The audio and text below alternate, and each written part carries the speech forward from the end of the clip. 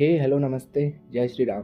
आज की वीडियो में हम बात करने वाले हैं हारे का सहारा कहे जाने वाले खाटू श्याम बाबा के बारे में। तो शायद ही कोई ऐसा होगा जिनको पता नहीं होगा इनके बारे में।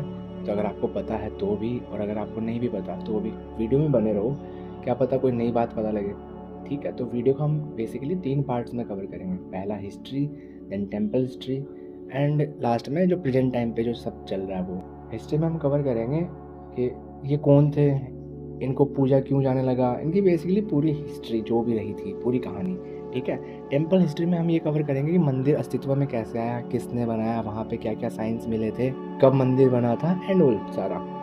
लास्ट में प्रेजेंट डे का हम देखेंगे कहाँ पे मंदिर है, क्या है, मंदिर की टाइमिंग्स क्या होती है, पूजा कब होती है, मेला कब लगता है, ये सारा सब। ठीक है, तो बिना टाइम वेस्ट करे स्टार्ट करते हैं। कहानी अपनी स्टार्ट होती है महाभारत के टाइम की, जब महाभारत का युद्ध चल रहा था कुरुक्षेत्र में।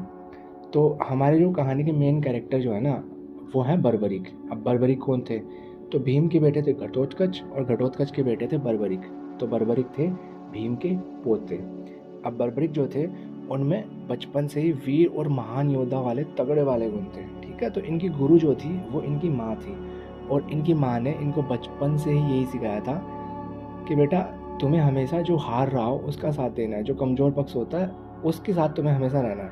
ठीक है, अब इन्होंने, जो बर्बरीक थे, इन्होंने भगवान शिव की पूजा करी, और भगवान शिव इनकी पूजा से प्रसन्न होकर इनको 3 बाण दिए भगवान शिव ने। ठीक है, अब वो 3 बाणों की क्या स्पेशलिटी थी, क्या उनमें पावर्स थी, वो मैं बाद में डिस्कस करूँगा इस वीडियो में। ठीक है, उसके साथ ही अग्निदेव ने भी इनको इनकी बहादुरी से खुश होकर एक धनुष दिया था। तो इनके पास धनुष अग्निदेव का दिया हुआ हो गया, और जो 3 बाण थे वो शिव के दिए हुए हो गए। इसीलिए आपने देखा होगा कि जो खाटू श्याम का निशान होता है ना, वो 3 बाण का होता है। ठीक है, अब आगे चलते हैं। महाभारत चल रहा था, और बर्बरीक ने अपनी माँ से युद्ध को देखने जाने की इच्छा जाहिर करी। उन्होंने, अब उनकी माँ जो थी वो उनकी गुरु थी, तो उन्होंने अपनी माँ से आज्ञा मांगी कि माँ मेरे को जाके युद्ध देखना है। ठीक है, इनकी माँ ने इनको आज्ञा दे दी कि ठीक है बेटा तुम जाओ देखो। अब लास्ट में जाते टाइम पे बर्बरीक अपनी माँ से पूछते हैं कि माँ मैं ठीक है युद्ध देखूंगा, अगर बाई चांस मेरे को पार्टिसिपेट करना पड़ गया, मैं घुस गया लड़ाई में, तो मैं किसका साथ दूँ?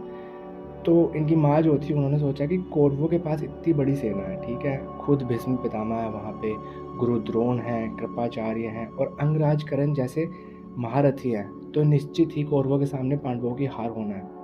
तो यही सोचकर उन्होंने वही जो बचपन से सिखाती आ रही थी, उन्होंने कहा कि बेटा जो हारे तुम उसकी साइड होना। अब बात करते हैं हम इनके 3 बाणों के बारे में। जो इनके पास 3 बाण थे, उनमें से अगर ये पहला छोड़ते तो वो अपने सारे टारगेट्स, जो भी निशाने इनको लगाना था, जिसको भी मारना था, ख़त्म करना था, मिटाना था, उसको मार्क करके आ जाते थे। ठीक है, मार्क करके आ जाता था वो बाण। दूसरा जो बाण था वो इसका अपोजिट करता था, जिसको इन्हें बचाना है, ख़त्म नहीं करना, वो बाण उसको मार्क कर लेता था। और थर्ड वाला जो बाण होता था वो ये जैसे ही छोड़ते थे, तो जो जो अपने टारगेट्स मार्क किए थे पहले वाले बाण ने, वो उनको एक ही तीर खत्म कर देता था। तो इनमें ये कैपेबिलिटी थी कि ये पूरे महाभारत को कुछ ही मोमेंट्स में ख़त्म कर सकते थे, उस लड़ाई को।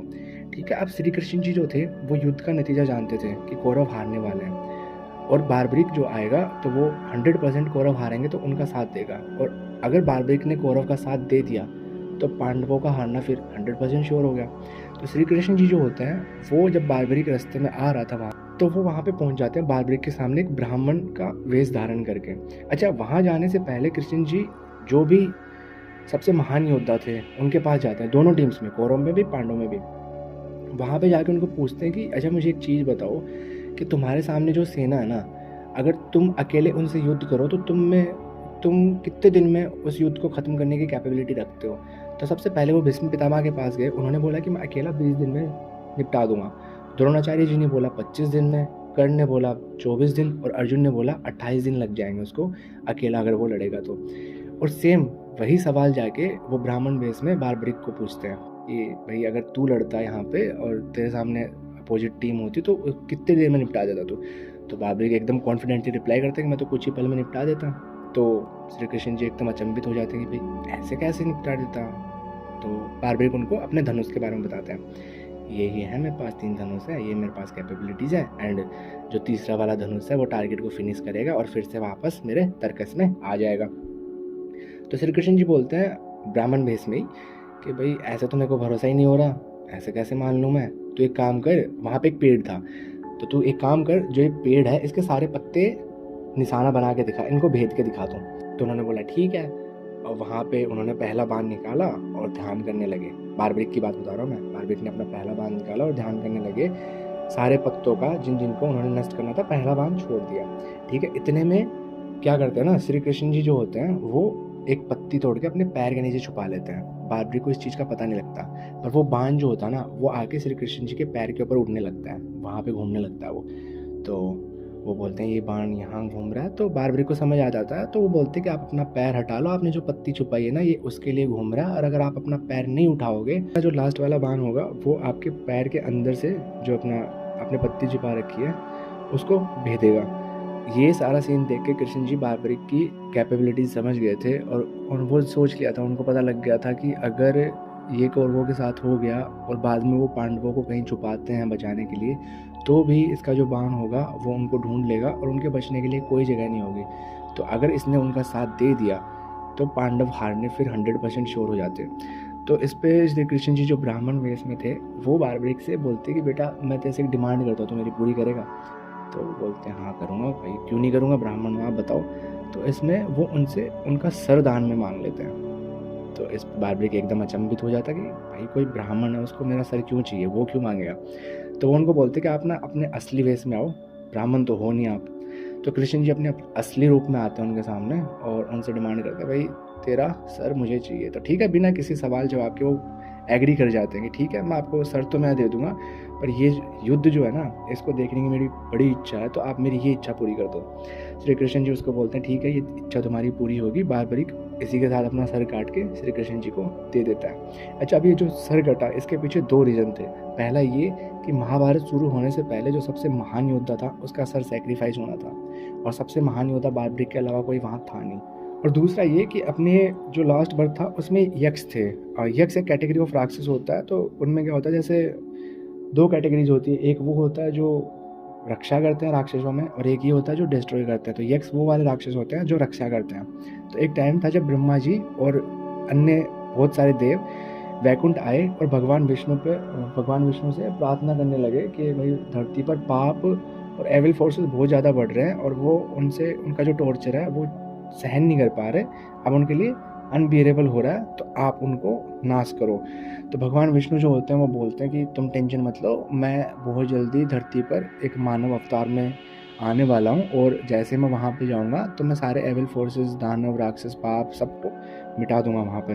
बट जो यक्ष होता है ना वो बोलता है कि इसके लिए भगवान विष्णु को धरती पर जाने की ज़रूरत है नहीं, वो अकेला ही ये सारी जो एविल फोर्सेस हैं, डेविल हैं, उनको सबको ख़त्म कर देगा। तो ये वाली जो बात होती है ब्रह्मा जी को काफ़ी हर्ट कर जाती है। उनको लगता है कि यक्ष ऐसे कैसे बोल सकता है, वो भी विष्णु जी के सामने।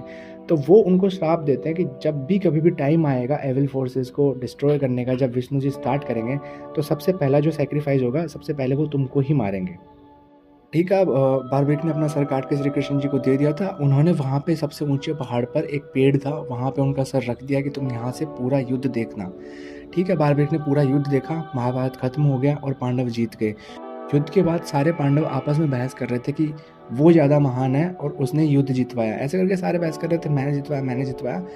तो वो सारे मिलके कृष्ण जी के पास गए इस बात को क्लियर करने के लिए कि उन सब में सबसे महान कौन है।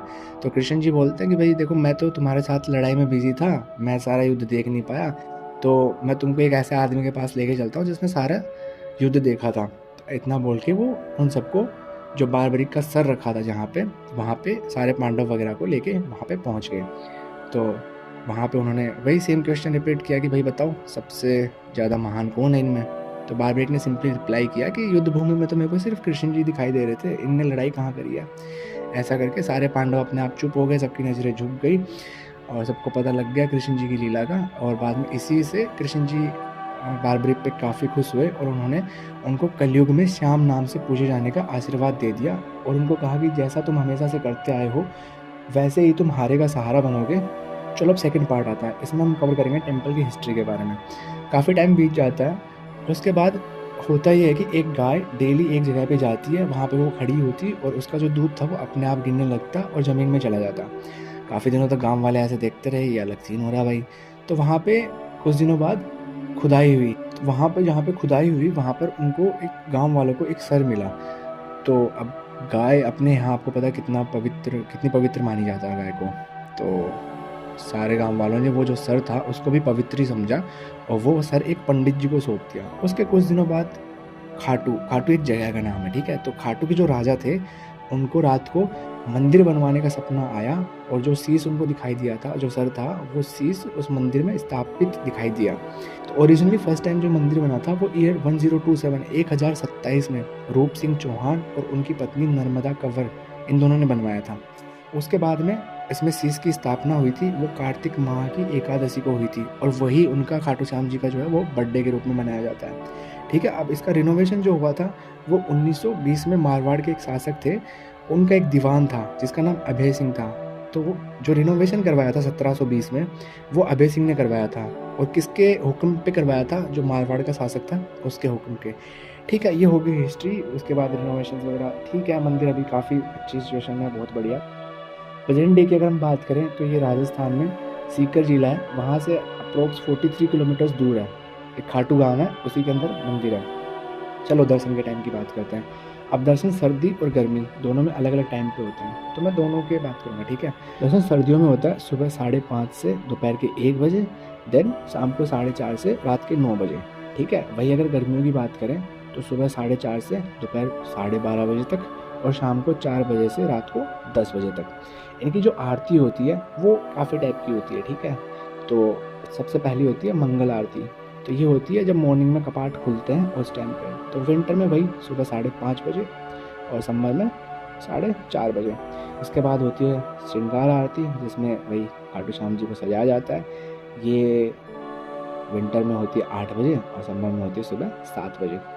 उसके बाद भोग आरती होती है जिसमें भोग लगाया जाता है। ये विंटर में और समर में दोनों में सेम रहता है, सर्दी गर्मियों में 12:30 बजे दोपहर के। उसके बाद संध्या आरती होती है जो सर्दियों में शाम को 6:30 बजे होती है और गर्मियों में शाम को 7:30 बजे होती है। उसके बाद में लास्ट में शयन आरती होती है जब मंदिर बंद होता है, कपाट बंद करने होते हैं उसके टाइम पे, ठीक है। जैसा नाम सजेस्ट कर रहा है सुलाने वाले।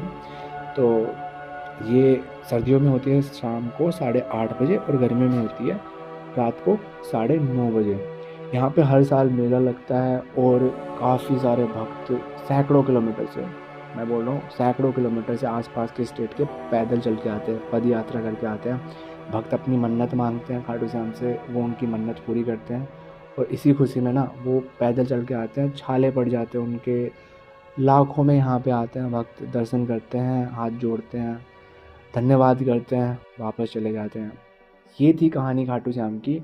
अगर इसमें ना, इस स्टोरी में देखो 100% कोई भी सही नहीं होता, मे भी मुझसे भी कुछ गलतियाँ हो गई होंगी। तो गलतियाँ हो गई या फिर मैंने कोई पॉइंट मिस कर दिया हो तो नीचे कमेंट सेक्शन खुला है, वहाँ पे बता देना। जो बेस्ट कमेंट होगा, जो कोई भी पॉइंट छूटा है उसको कवर करेगा, मैं उसको पिन कर दूँगा। बाकी हम मिलेंगे अगली वीडियो में और आप अपने टॉपिक्स पे मेरे को सजेस्ट कर सकते हो कि भाई इस पे वीडियो बना, इस पे वीडियो बना, मैं पक्का कवर करूँगा उसको, ठीक है। और चलो बढ़िया, हंसते रहो, खेलते रहो, अपना और अपने परिवार का ध्यान रखो। Bye bye.